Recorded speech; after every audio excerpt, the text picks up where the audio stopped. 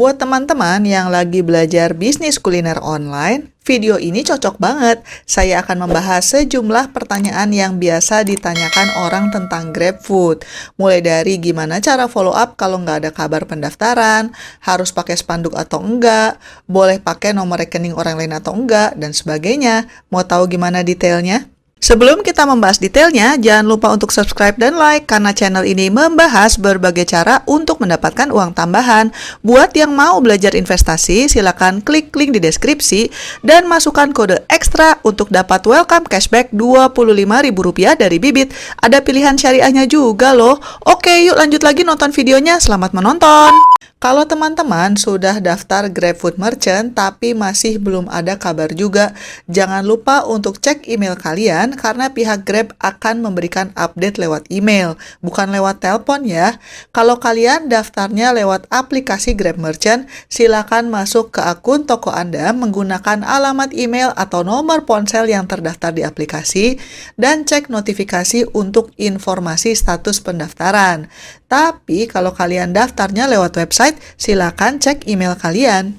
Secara umum, biasanya proses verifikasi sekitar 5-8 hari kerja.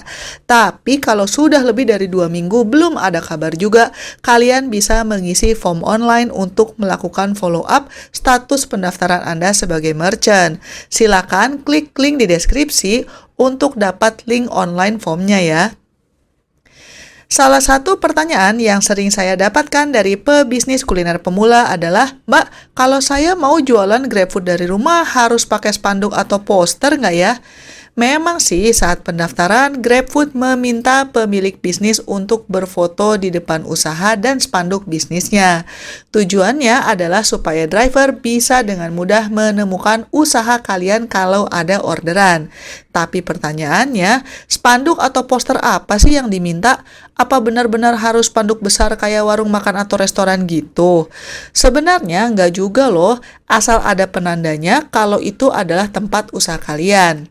Seperti contoh yang teman-teman bisa lihat di sini, ini kan hanya kertas biasa aja ya, tulis nama bisnisnya, tapi masih di-approve oleh GrabFood.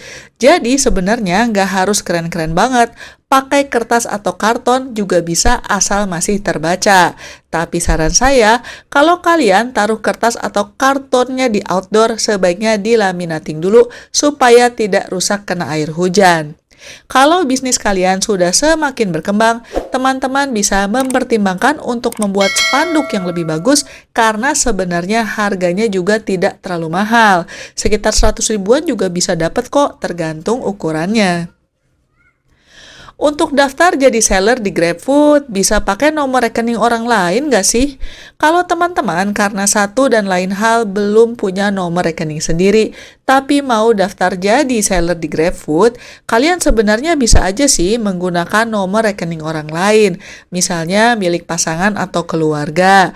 Tapi kalau nama pemilik tabungan atau rekening berbeda dengan nama pemilik toko, maka Anda harus melampirkan surat kuasa yang disertai dengan materai Rp10.000 dan ditandatangani.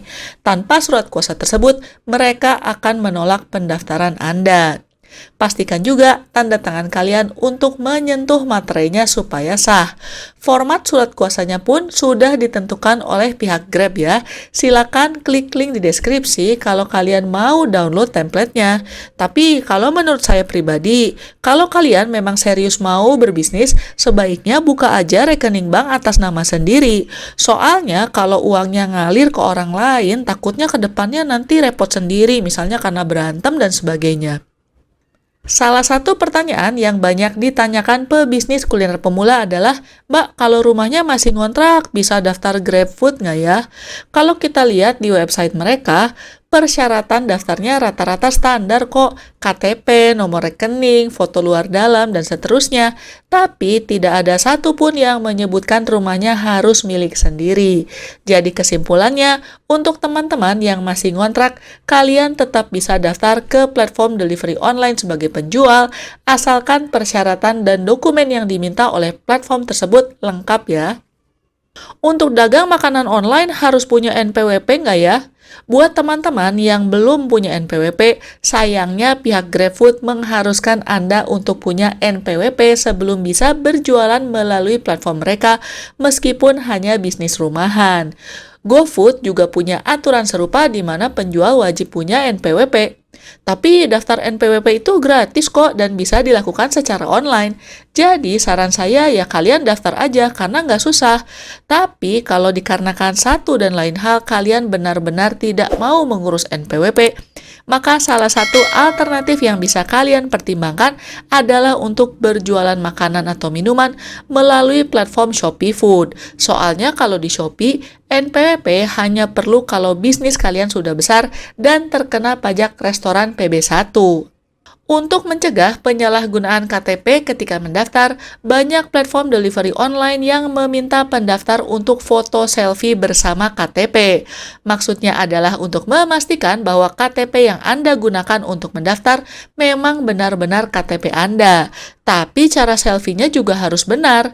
Ketika berfoto, si KTP-nya itu tidak boleh menghalangi muka Anda meskipun hanya sebagian. Ini bisa kita lihat ya contoh yang salah. Selain itu, KTP yang digunakan pun masih harus berlaku dan tidak bisa hanya berupa resi. Detail yang tertulis pada KTP pun harus bisa terbaca dengan jelas. Kalau buram, silakan foto ulang ya daripada pendaftaran Anda ditolak. Selanjutnya, yang tidak banyak diketahui orang adalah ketika selfie dengan KTP, mata Anda harus terbuka dan melihat ke kamera. Kalau Anda merempas di foto atau melihat ke arah lain, maka pendaftaran Anda bisa ditolak juga. Jika toko Anda tidak dapat ditemukan di peta, misalnya karena rumahnya terletak dalam gang, Anda silakan memilih titik terdekat dengan jarak yang tidak lebih dari 200 meter dari lokasi toko Anda. Ini dimaksudkan supaya kalau ada orderan, drivernya jangan sampai bingung mencari lokasi usaha Anda. Alamat yang kalian masukkan juga harus lengkap ya, jangan hanya nama jalan dan nomor saja, tapi juga harus disertai dengan nama. Alamat yang kalian masukkan juga harus lengkap ya, jangan hanya nama jalan dan nomor rumahnya saja, tapi juga harus lengkap sampai RT, RW, kecamatan, kelurahan, kode pos, dan sebagainya. Kode pos juga kalian pastikan ya sesuai dan jangan sampai salah tulis. Soalnya kesalahan dalam menulis alamat juga merupakan salah satu alasan yang sering menyebabkan pendaftaran bisnis kuliner rumahan ditolak. Demikian teman-teman, sejumlah tanya jawab yang terkait dengan cara daftar ke GrabFood. Kalau teman-teman mau tahu cara lebih lengkap untuk daftar ke platform delivery lain seperti GoFood atau Shopee Food, silakan klik link di deskripsi karena sudah pernah saya bahas di video terpisah. Sekian dulu episode kali ini dan selamat mencari uang tambahan. Bye-bye!